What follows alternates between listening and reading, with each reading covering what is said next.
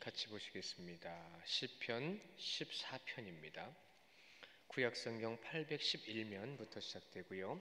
시편 14편은 다윗의 시 인도자를 따라 부르는 노래라는 제목으로 또한 기록이 되어 있고요. 14편 1절부터 나눠서 보시겠습니다. 어리석은 자는 그의 마음에 이르기를 하나님이 없다 하는도다. 그들은 부패하고 그의 행실이 가증하니 선을 행하는 자가 없도다.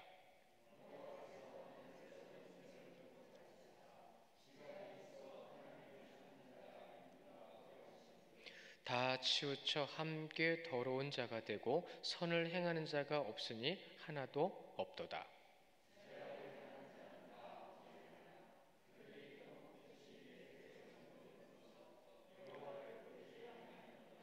그러나 거기서 그들은 두려워하고 두려워하였으니 하나님이 의인의 세대에 계심이로다.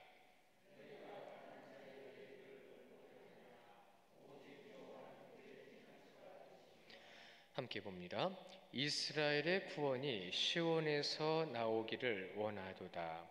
여호와께서 그 백성을 포로된 곳에서 돌이키실 때에 야곱이 즐거워하고 이스라엘이 기뻐하리로다. 아멘. 우리 성도님들은 다윗을 잘 알고 계세요. 다윗을 잘 알고 계시다면 다윗의 일대기 가운데에서 그와 만났던 사람들, 그와 또한 부딪혔던 사람들을 많이 알고 계실 거예요. 그 중에 한 사람을 뽑아보면 나발이라는 사람이 있었어요. 그렇죠? 다윗은 그가 거느리고 있는 함께한 사람들을 통해서 또한 고통받고 악한 세력 앞에서 구해주기도 했고 보살펴주기도 했어요. 대표적인 사람 중에 하나가 나발입니다. 그래서 그 나발이 추수할 때가 돼서 그는 이제 양을 키웠기 때문에 양털을 깎아겠죠. 그것도 추수입니다. 그 추수할 때가 돼서 다윗이 사람을 보냈어요. 우리에게도 너의 그 수확을 좀 나눠다오. 왜냐하면 다윗은 농사를 짓는 사람이 아니다 보니까 수입이 따로 없었어요. 그러니까는 필요한 부분들에 대해서 채워주는 사람들이 많았습니다. 그 나발에게도 당연하게 우리가 너희를 이렇게 도와줬으니까 우리도 이렇게 같이 먹자. 보낸 사람들을 아주 멸시해서 보냈어요. 네가 뭔데 나한테 이거 달라고 그러냐고 했을 때 다윗이 화가 났었죠. 나발입니다. 그 나발이 원문 그대로 나발인데 오늘 말씀 시편 1편 14편 1절 시작할 때 어리석은 자란 뜻이 원문으로 나발입니다. 이 나발이라는 말을 가지고 있는 원문의 뜻 가운데에서 해석을 해드리면 영적, 정서적 판단력이 부족한 자, 없는 자란 뜻이에요. 그러니까 어리석은 건 그런 거란 얘기예요. 나발이란 얘기예요. 그러니까 나발은 자기가 어리석은 줄도 모르고 자기가 가질 수익, 자기가 얻게 될 물질적인 것에 대한 만족은 있었어도 자기 주의를 들어보지 않기 때문에 누군가에게 베풀고 나누는 것에 대해서는 굉장히 아집과 고집으로 가득 차 있었던 사람이었던 거예요. 그의 아내가 누구였죠? 아비가일이었죠. 지혜로운 여인이었어요. 지혜로운 여인 덕분에 다윗에게는 죽임을 당하지 않았지만 나발은 누구에게 죽임당했죠? 그 어리석은 자는 누구에게 죽임당했죠? 하나님께 죽임당했습니다. 어리석은 자, 영적으로 깨어있지 못한 자, 그렇게 말씀을 하십니다. 지능지수가 낮거나 지식이 부족한 걸 얘기하는 게 아니에요.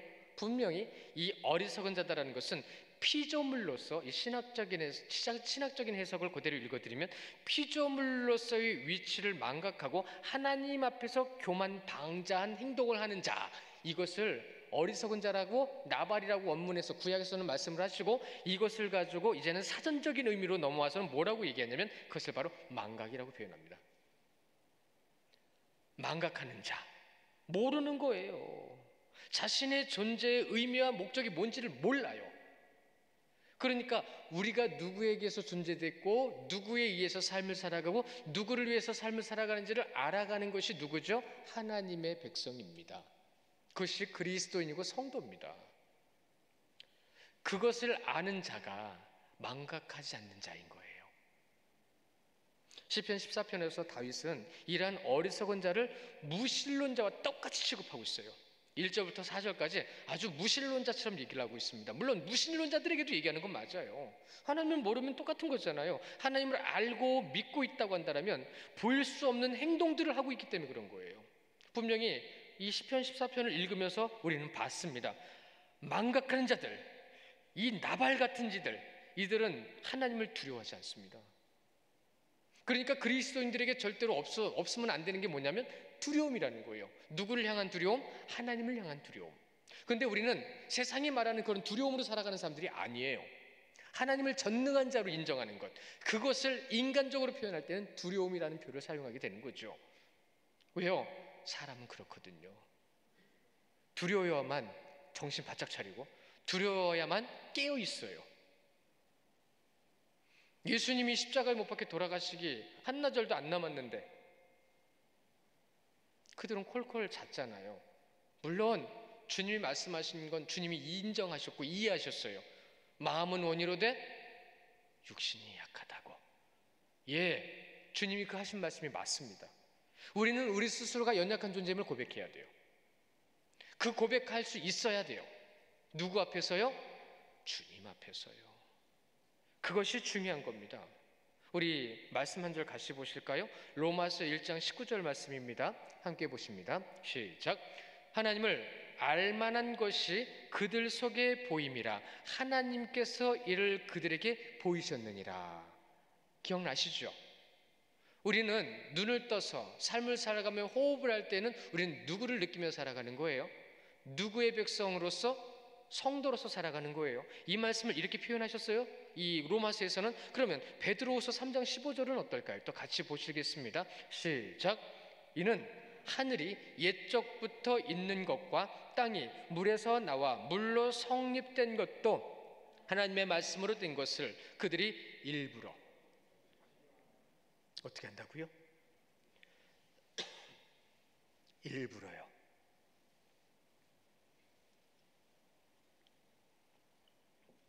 물을 먹으면서도 물 주신 분이 누군지 생각 안 한다는 얘기예요.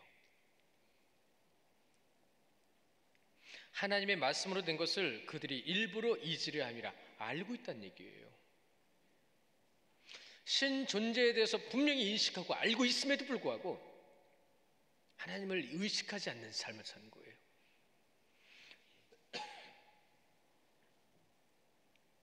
어리석은 거죠. 그들이 바로 나발입니다. 언제 죽을지도 모르면서 영원히 살 것처럼 살아가는 인생. 육신의 것을 얻기 위해서 진리를 외면하고 탐욕과 정욕으로 인해 눈이 가려진 자들, 바로 그 모습을 얘기하는 겁니다. 이와 같이 신 존재를 믿지만 의식하지 않으려고 한 어리석음을 보이는 것을 얘기하는 거죠. 자신의 말과 생각이 맞다고 주장한다라고 하는데 이 말씀에 대해서는 참 여러 번 말씀을 드린 적이 있어요. 믿는다? 오전에도 말씀드렸죠. 정말로 하나님을 믿으면, 진짜 그 전능하신 하나님을 믿으면, 불완전한 인간이라는 거, 하나님의 말씀 외에는 맞는 것이 없고 옳은 것이 없다라고 인정하는 것이 맞다라고 말을 합니다. 맞아요. 우리가 아무리 옳다라고 얘기해도 어느 순간에 그것이 아닌 것이 되었고요, 그것이 틀렸다라고 얘기했는데 어느 순간에 그것이 맞은 것으로 돼 있을 때도 있습니다. 인간의 역사는 100년이라는 말이 있습니다. 뭐냐면 100년이 지나면 거의 객관적인 판단이 가능해진다는 얘기예요. 그래서 100년이 지나서는 애국자가 매국노가 되고요, 매국노가 애국자가 되는 경우들이 있습니다. 그러나 하나님은 그러시지 않으세요. 있는 그 자체요, 우리가 숨을 쉬는 그 순간부터 하나님의 역사인 거예요. 그래서 우리는 인간의 역사처럼 뭉뚱그려 살아가는 것이 아니라 진짜 현재에 깨어있는 자의 모습으로 하나님을 바라봐야 되는데 1절 하반절에 뭐라고 말씀하시죠? 그들은 부패하고 그 행실이 가증하니 선을 행하는 자가 뭐라고 하세요? 없다고 하세요. 지금 다윗은 그런 사람들을 보고 있는 거예요. 없다고 하는 거예요. 이 부패하다라는 말, 이 부패하다고 하는 말이 히시토라는 말인데요. 이 히시토라는 말이 출애굽기에도 사용이 됐어요. 근데 출애굽기에서 사용될 때는 무슨 의미로 사용되냐면 멸망받을 자라고 사용이 되는데, 이것이 시편에서 다윗이 사용되는 여기에서는요, 선을 알지 못하여 죽는 자들이라는 뜻입니다. 뭐가요? 부패한 자들이요. 그러니 선이 없으니 부패하는 거죠. 주석에서도 어리석은 자에게 임하는 멸망은 당연한 것이다. 지금 어리석은 자 계속 나오고 있죠. 부패한 자로 나오고 있죠. 누구예요? 하나님의 말씀대로 서지 않는 자들, 하나님을 온전히 하나님을 믿지 않는 자들을 얘기하는 거죠. 2절에도 보세요. 여호와께서 하늘에서 인생을 굽어 살피사라고 말씀하십니다. 그때도 지금도 앞으로도 하나님께서는 다 모든 것을 하늘에서 보고 계세요. 그런데 여러분, 하나님은 영이시기 때문에 우리가 눈으로 보고 있는 저 하늘에 계신 분이 아니에요. 어디 계세요? 모든 곳에 계시고 나와 함께 계시는 분이세요. 근데 이 하늘이라는 표현을 왜 사용하냐면 우리 때문에 그런 거예요. 우리는 육체적인 것, 가시적인 것, 눈에 보이는 것을 굉장히 중요시 여겨요. 그러니까 눈에 뭔가 보여야 되는 거예요. 그러니까 우리는 밖에 나가서 하나님 생각하면 대부분 어디 쳐다봐요? 하늘 쳐다보죠. 나쁜 건 아니에요. 그 창조의 모든 것을 바라보면서 하나님을 바라보는 건 맞으니까요. 그러나 어떤 물질적인 것에 기속되지 않는 분이라는 것을 우리는 분명히 알아야 합니다. 눈을 감고 깊이 묵상하셔도 됩니다. 땅을 바라보며 우리가 그 하나님께서 이 눈높이, 인간의 눈높이에 맞게 이 말씀도 기록하게 하셨다라는 것을 우리가 잊지 않는다고 한다면 표현 하나가 얼마나 우리를 사랑하시는 하나님이신 줄 우리가 알 수 있어요. 또 2절에도 보시면 인생이라는 말이 나옵니다. 베네나담, 사람의 아들들이라는 뜻입니다. 이 사람의 아들들이라는 것, 이 표현이 무엇을 먼저 전제로 말씀하시는 거냐면 선악과를 먹음으로 하나님과 같아지려는 죄를 범한 인간, 그것이 바로 아담입니다. 그 아담의 아들들, 사람의 아들들, 그 사람의 아들들이 지금 1절 말씀을 통해서 무엇을 우리가 들어봤죠? 망각이라는 말을 들어봤습니다. 그래서 망각한 인간과 그의 아들들이라는 표현으로 우리는 의미상 우리가 확인할 수가 있는데, 이 망각이라는 표현을 신학적인 이해에서는 자신이 하나님과 같아지려고 하는 자들이라고 표현을 하고 있어요. 내가 하나님과 같아지는 것. 앞부분에서 드린 말씀과 지금 드린 말씀을 종합하셔야 됩니다. 그럼 인간은 어떤 존재라는 것이 너무 여실하게 드러나는 거죠. 그래서 하나님을 향한 두려움이 없는 거예요. 그래서 두려움이 없으니까 본인이 원하는 걸 이뤄가야 되는 거예요. 두려움이 없으니까 나 이렇게 해도 되는 거잖아, 이렇게 해도 돼, 아니 이렇게 할 거야. 그것이 어디에서 나타났다고요? 고린도 교회에서 있었다고요. 이기적인 신앙의 구원론, 인본주의적인 사상과 신앙. 여러분, 이것은 구원이 없는 거예요. 망각이라는 것은 구원의 길로 나갈 수가 없는 거예요. 그래서 이 말씀 가운데서 망각에 빠진 자들이며 하나님의 자리에 서려고 하지 않는 자들이라는 표현으로 해석을 하고 있습니다. 또한 하반절에 보시면 지각이, 2절 하반절이에요. 지각이 있어 하나님을 찾는 자가 있는가 보려 하신즉 이라고 되어 있어요. 찾아보신다는 거예요. 여러분, 하나님께서 열심히 찾아보라고 하는 사건 아세요? 기억나시죠? 아브라함이 50명부터 시작해서 몇 명까지 갔어요? 몇 번이나 번복했어요? 의인이 10명만 있었어요? 없었어요? 없었잖아요. 그래서 저는 그런 생각을 해봤어요. 아브라함과 롯이, 이제 아브라함 나오고 롯이 거기서 빠져나올 때에 작은 성읍으로 피했습니다. 그 작은 성읍으로 롯이 피함을 통해서 그 작은 성읍은 살았어요. 소돔이란 땅 자체가 완전히 진멸돼서 없어졌는데, 저는 연약해서 힘들어서 더 못 가겠어요, 하나님. 그러니까 하나님이 허락하셨어요. 그럼 작은 성읍에 있어라. 그 성읍까지 경계를 쳐서 나머지 다 진멸됐습니다. 여러분이 믿음을 가지고 여러분이 하나님의 뜻 가운데 서 있다고 한다면 그 자리에 여러분들 때문에 하나님의 진노가 임하지 않는 놀라운 역사도 있다는 것을 잊지 마십시오. 그러면 그 자리에서 여러분 뭘 하셔야 되겠어요? 무엇을 해야 되는지 우리는 알죠. 분명히 지각이라는 말씀하셨어요. 지각이 있어 하나님을 찾는 자가 있는가 찾아보시는 거예요. 이것을 원문 그대로 하나님을 찾는 현명함, 또한 신중함을 가진 자들, 이렇게 되어 있습니다. 하나님을 찾는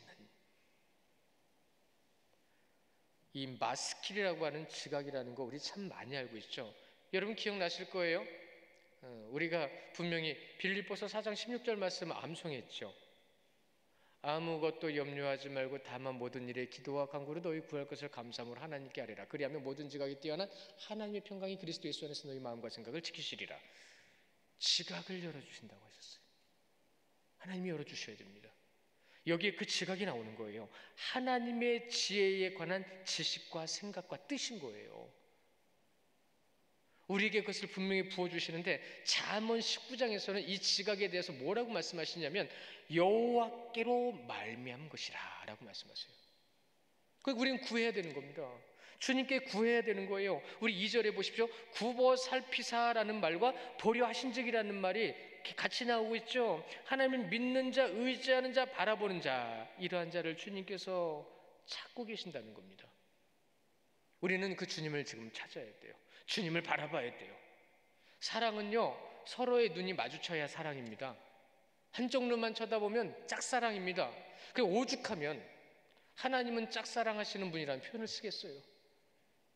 하나님 지금도 우리 귀한 성도님들을 바라보고 계신 줄 믿으시기 바랍니다. 우리가 그 바라보시는 하나님 앞에서 우리가 바로 서야 되는데, 다윗이 바라보고 있는 다윗의 시각 가운데서는 3절에 이렇게 표현하죠. 다 치우쳐 함께 더러운 자가 되고 선을 행하는 자가 없으니 하나도 없도다, 이렇게 표현하고 있는 거예요. 그의 눈에는 그게 보이는 겁니다. 왜요? 그는 아주 신앙에 성숙함이 있는 사람이었거든요. 영적으로 깨어있는 자였거든요. 그러니 세상을 바라보는 눈빛이 어땠겠어요? 이 모든 사람들이 다 그릇 행하여 각기 제 길로 간 양들처럼 부패했다라는 표현을 다윗도 하고 있는 겁니다. 이 말씀에서 우리 모두는 예외가 될 수는 없어요. 우리는 예외가 될 수는 없어도 다 치우쳐 함께 더러운 자가 되는 것 가운데에서 우리는 바른 길을 바라보고 있고 바른 길로 세움받아 하나님께로 나아가고 있는데, 그 나아가는 우리들의 눈에도 보이는 것이 무엇이냐면 순종하지 않는 자들이 보인다는 거죠. 순종하지 않는 자들. 그래서 이 순종하지 않는 자들은 말을 이 하반절에서 그 말씀을 따라 선을 행하는 자가 없으니 하나도 없다라는 말씀을 하고 계시는 거예요. 하나님의 말씀대로 모두가 순종한다면 이미 이 땅은 천국이 되었을 거다라는 말이 있습니다. 예, 맞아요. 하나님의 말씀대로 모든 인간이 삶을 살아간다고 한다면 여기 천국이에요. 싸울 일도 없지요. 고난과 재난도 없지요. 사자굴에 아이들이 뱀불에 손을 넣어가며 있는 곳이 천국이라고 했죠. 짐승들이 더 악해지고 있다고 그러죠. 살 데가 없어서 그런데요. 북극곰이 지금 가장 많이 좋아하는 데가 음식물 쓰레기통이래요. 그래서 북극곰이 지금 사람이 사는 곳으로 자꾸 밀고 내려와가지고 사람들을 해하고 있대요. 그럼 사람들은 그 북극곰을 죽이기도 하고 물리치기도 하는데 나쁜 북극곰이라고 말할 수는 없잖아요. 누가 그렇게 만들어 놨는데? 사람의 죄는 땅을 거칠게 만들었고 땀을 흘리게 만들었어요. 안 해도 되는 일을 하게 만들어 놨어요. 지금도 그 일은 계속되고 있다는 거죠. 그래서 천국, 이미 천국이 우리 가운데 있음에도 불구하고 천국을 천국답게 만들지 못하는 모습을 바라보면서 칼빈의 5대 교리에서는 두 가지 항목에서 분명히 지적하고 있습니다. 인간의 전적 타락하고요, 전적 무능력입니다. 스스로는 달아질 수가 없어요. 타락에서 벗어날 수가 없어요. 예배해야지 하는데 예배 못 나오잖아요. 사랑해야지 해야지 그러는데 그 인간은 사랑 못 하겠잖아요. 우리는 선을 그어놨어요. 벌써 그걸 다 풀어버리십시오. 우리 말씀 같이 한 절 볼까요? 로마서 한 절이 아니고 로마서 3장 13절부터 18절까지 말씀, 좀 길기는 하지만 우리가 꼭꼭 우리가 자세히 봤으면 좋겠어요. 함께 봅니다. 시작. 그들의 목구멍은 열린 무덤이요 그 혀는 속임을 일삼으며 그 입술에는 독사의 독이 있고 그 입에는 저주와 악독이 가득하여 그 발에 피 흘리는데 빠른지라 파멸과 고생이 그 길에 있어 평강의 길을 알지 못하였고 그들의 눈에는 하나님을 두려워함이 없느니라 함과 같으니라. 아멘. 간단하게 말씀을 드리면 마지막 줄에 하나님을 두려워함이 없느니라는 말이 나오죠. 하나님을 두려워하지 않는 자들이 그 앞에 나오는 모든 말씀 그대로 살아가고 있다는 거예요. 하나님을 두려워하지 않는 자. 저는 지금도 문득문득 가끔 좀 두렵거든요. 근데 솔직히 말씀드릴게요. 바른 두려움이 아닐 때도 있어요. 좀 이따가 주님 오시면 어떡하지? 그럼 하나님 뜻인데도 오늘 저녁에 오시면 어떡하지? 혹시라도 내일 아침에 오시면 어떡하지? 내 아내와 딸은 어떻게 되는 거야? 거기까지 나가요. 그들은 하나님이 하실 몫이에요. 근데 내가 지금 같이 끄드름켜 안고 걱정하고 앉아 있는 거예요. 그런데 주님이 오시게 되면 왜 두렵죠? 그게 잘못된 거죠. 주님 오시면 기뻐야죠. 그런데 저는 왜 두렵냐면 과연 믿음이 있느냐는 겁니다. 진짜 믿음이 있느냐는 겁니다. 이 순간 주님이 하늘에 천사장 나팔불을 불어가면서 내려오실 때에 주님이 만약에 진짜 오셨다고 한다면 주님 하고 기쁨으로 달려갈 수 있는 믿음이 내게 있는가? 내 가족 돌아보고 소금이 됐던 롯의 아내처럼 나는 뭔가를 돌아보지는 않을까? 완전히 진멸되어서 땅이 푹 꺼지는데 그 가운데 나는 진짜 주님을 온전히 바라볼 수 있을까? 여러분, 소돔과 고모라가 있었던 지금 사해 바다는요, 지금도 바다 수면 있죠. 기준이 되는 바다 수면보다 498m가 낮아요. 세상에서 가장 낮은 동네예요. 여차 물뚝 터지면 그냥 수장되어 버리는 곳이에요. 그렇게 하나님의 진노가 우리가 살아가는 땅에서도 있었단 말이죠. 그런데 그런 진노를 눈으로 보여주시고 그걸 우리에게 약속으로 주셨음에도 불구하고 하나님의 진노에 대한 두려움은 없다는 겁니다. 제가 갖는 두려움 중에 과연 우리가 주일날 한 80여 명 정도 예배하는데 그러면 진짜 주님이 오시면 이들 가운데 진짜 주님 앞에 구원을 받아서 나아갈 수 있는 자들이 몇 명이나 되겠는가? 솔직히 말하면 전 두렵습니다. 왜요? 여러분들 믿음은 제가 장담할 수 없기 때문이에요. 여러분의 믿음은 하나님이 아세요. 그러니까 저는 막연하게 알 수 없는 것 때문에 두려운 거예요. 두려움, 하나님의 역사, 그분의 능력, 우리가 과연 얼마나. 4절 보세요. 4절에 이러한 자들은 모두 뭐라고 말씀하시죠? 무지하다라고 말씀하세요. 4절까지 무신론자와 같은 자들, 무지한 자들, 어리석은 자들을 계속 말씀하고 계세요. 망각하는 자들을 계속 말씀하신 거예요. 4절까지 예다우 무지하다, 진리를 정말로 알지 못하는 자들이란 뜻입니다. 그래서 예다우라고 하면서 다윗은요 탄식하고 있는 거예요. 지금 이러한 자들이 하나님께서 택하신 자들과 하나님의 뜻을 따르는 자들을 지금 괴롭히고 있습니다. 괴롭히고 있는 거예요. 근데 그들은 자기들이 무슨 짓을 하는지 몰라요.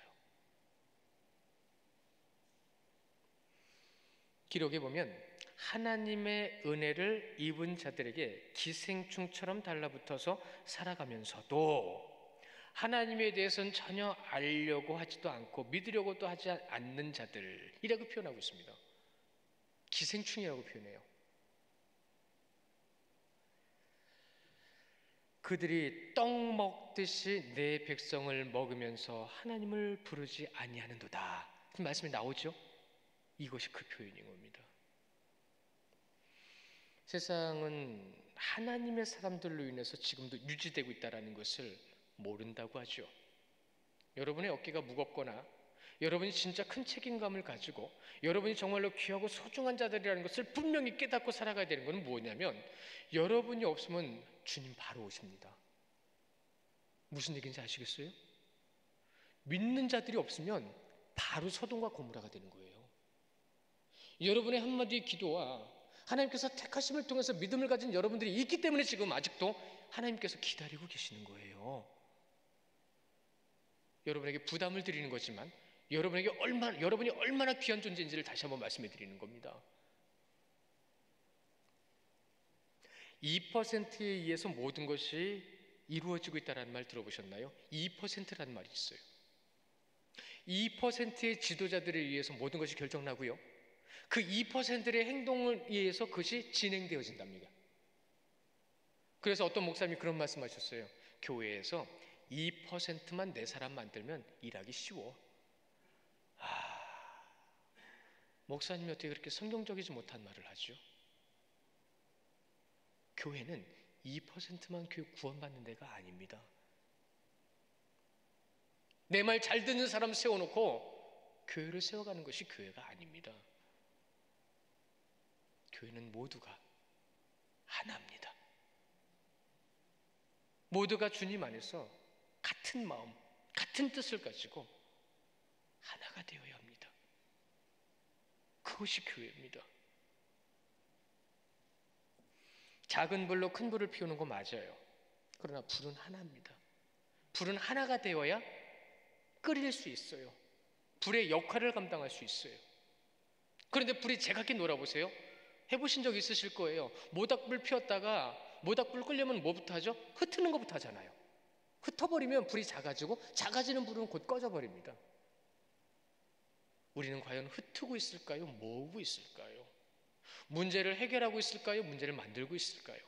우리가 정말로 주님을 믿고 있다면 5절에 보십시오. 그러나 거기서 그들은 두려워하였으니 하나님의 의인의 세대에 계심이로다. 이제는 하나님을 바라보는 자들을 향하여 말씀하고 계십니다. 두려워하지 않는 자들에서 이제는 두려워하는 자들로 시선을 바꾸고 계세요. 이제는 무지하고 멸망당하는 자들이 아닌 하나님의 사람들이 승리하게 하실 것을 말씀하시게 되는 건데, 그 승리하는 자들에게 나타나는 것은 하나님을 바라보는, 하나님을 향한 경외심이 있었다는 거죠. 두렵고 떨림으로 사랑하는 자들, 누구를요? 하나님을요. 그 하나님을 바라보는 자들에게 무엇이 나타나요? 삶의 방식은 달라요. 전혀 달라요. 진짜 영원한 것, 잠시 있을 기쁨과 즐거움에 만족하는 자들이 아니라 하나님을 향한 영원한 것에서의 기쁨과 즐거움을 바라보며 그것을 추구하는 자들의 삶으로 우리는 살아가는 겁니다. 그것이 오늘 5절부터 끝절까지 말씀하시는 우리의 말씀, 하나님의 의인의 세대에 계심이로다. 좀 풀어서 말씀드려볼까요? 하나님의 사람들이 살아가는 시대마다, 하나님의 사람들이 함께하는 세대마다 그와 함께 하신다. 그와 함께 하신다. 하나님과 함께하는 사람들에게 나타나는 것이 하나님을 경험하는 거라고 그랬어요. 그래서 여러분, 하나님을 많이 경험하면 경험할수록 하나님과의 관계는 깊어지고, 하나님과의 관계가 깊어지면 깊어질수록 하나님의 놀라운 역사는 더 많이 나타나게 되겠죠. 어떤 방법으로든 하나님을 경험하셔야 됩니다. 방법은 아주 많습니다. 말씀 꾸준히 보시는 거, 기도 꾸준히 하시는 거, 꾸준히 사랑하시는 거, 섬기는 거, 나누는 거. 어떤 부대에 장교 한 명이 전출을 갔어요. 신앙이 있으니까 이제는 그 부대의 교회를 먼저 찾아갔답니다. 근데 너무 오래돼가지고 초라하더래요. 초라한데 너무 신기한 게 뭐냐면, 예배실에 들어가서 의자에 앉아서 강대상을 보면 강대상이 빛이 나더래요. 너무 신기해가지고 야, 여기는 은혜가 있는가 보다. 그래서 저녁에 일과가 끝나면 거기서 기도하고 돌아가고, 또 무슨 일이 있으면 기도하러 그곳에 가고, 갈 때마다 느껴지는 게 뭐냐면 이 강대상이 너무 빛이 나더래요. 그래서 그 빛 때문에 항상 기도했다고 합니다. 그 기도를 하다가 이분이 막 은혜가 충만해가지고, 성령이 충만해가지고 어떻게 할 바를 모르겠어서 하나님께 항상 찬양하는 삶을 살다가 아주 진급해서 올라가 버렸대죠. 나중에 그 이유를 알았답니다. 왜 그 강대상이 빛이 났나?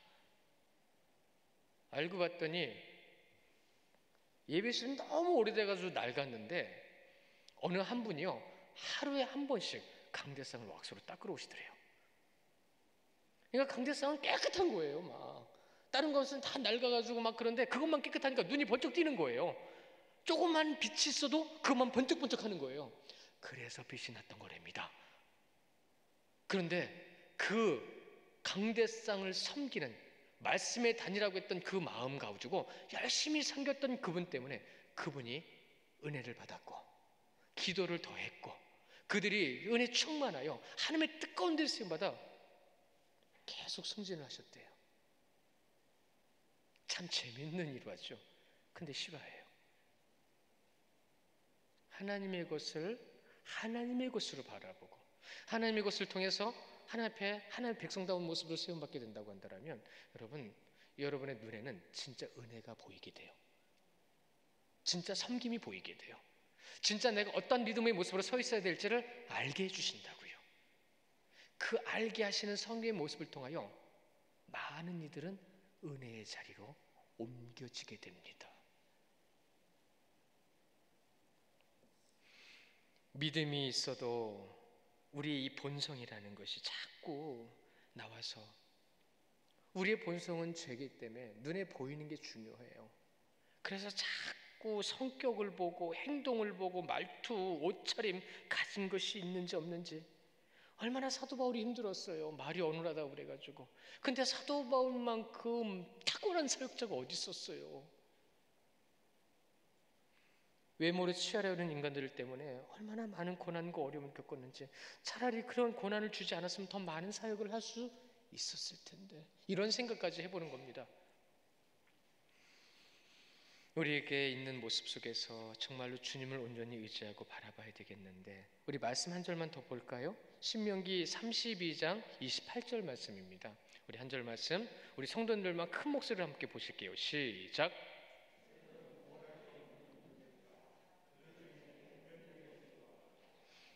아멘. 모략이 없대요. 그리고 분별력이 없대요. 여기서 이 모략이라는 것은 조언을 얘기하는 겁니다. 성경에서 조언은 무슨 말씀을 얘기하는지 아시겠죠? 주님의 말씀, 주님의 뜻입니다. 그런데 이 조언이라는 말과 분별이라는 뜻이, 조언이라는 뜻과 분별이라는 뜻이 함께 있는 단어예요. 이 모략이라는 말은. 그러니까 귀에 들리는 것, 마음이 주시는 감동, 이러한 것들이 우리 가운데 없는 민족이라고 한다면 무엇이 없다는 거예요? 분별력이 없다는 거예요. 모르니까요. 무엇이 기준이 돼야 되는지도 모르니까요. 그러나 하나님께서는요, 무시당하고 멸시당하는 모든 이들의 누구라고 하셨죠? 오늘 말씀에 피난처라고 하셨습니다. 모든 이들이 누구에게로 가라는 얘기죠? 주님께로요. 우리가 분별력이 없어도, 우리가 듣는 귀가 없어도 정말로 하나님을 의지하고 하나님께로 갈 때는 그분은 우리의 무엇이 되어주신다고요? 피난처가 되어주신다고요.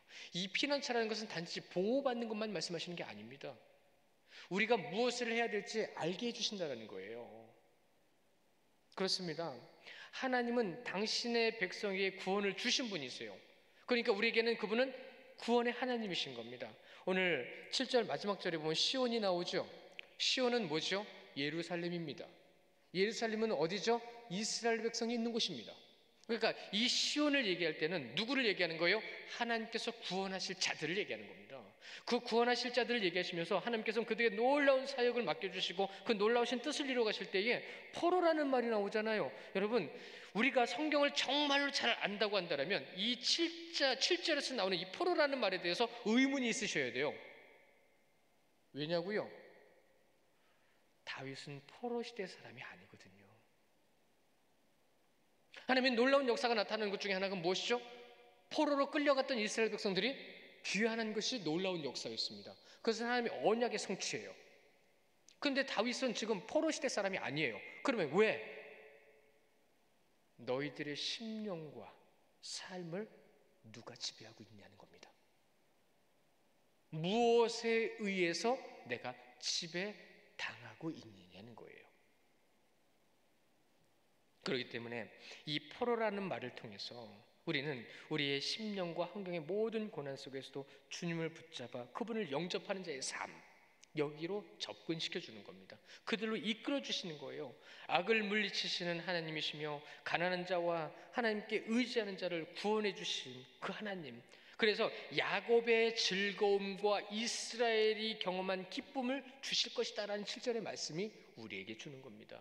우리에게 주시는 말씀이에요. 이는 단순한 삶을 살아가면서 경험하는 잠시의 즐거움이 아니라는 것을 말씀을 드렸습니다. 영원한 것을 통해서 오늘 이 시편 14편의 말씀을 통해 여러분 잘 보십시오. 1절부터 4절까지 악인을 얘기하시는 겁니다.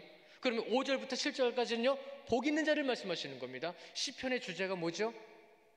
복 있는 자입니다. 여기서도 그것을 분명히 말씀해 주고 계시는 거예요. 그래서 지혜가 무엇인지 알게 하시고 우리가 무엇을 바라봐야 되는지를 또한 알게 하시면서 14편을 통해서 지혜를 다시 한번 전해주시는 다윗의 그 마음을 우리는 잊지 말아야 됩니다. 잘 들어보십시오. 누구보다 지혜에 대한 놀라운 깨달음이 있었던 자, 진리에 대한 분명한 경험의 중요성을 알고 있는 자의 말과 경험과 말씀을 오늘 우리에게 주셨습니다. 우리에게 이 주신 말씀을 통해서 이번 한 주간 우리 모든 성도님들의 관심사는 오직 구원에 하나님께 있으시기를 원하고요, 그것을 통해서 지혜를 나타내는 성도님들 되시기를 원하고요, 그것으로 인해서 살아계신 하나님의 놀라우신 은혜를 경험하시는 우리 귀한 성도님들 되시기를 주님의 이름으로 축원합니다. 우리 시간에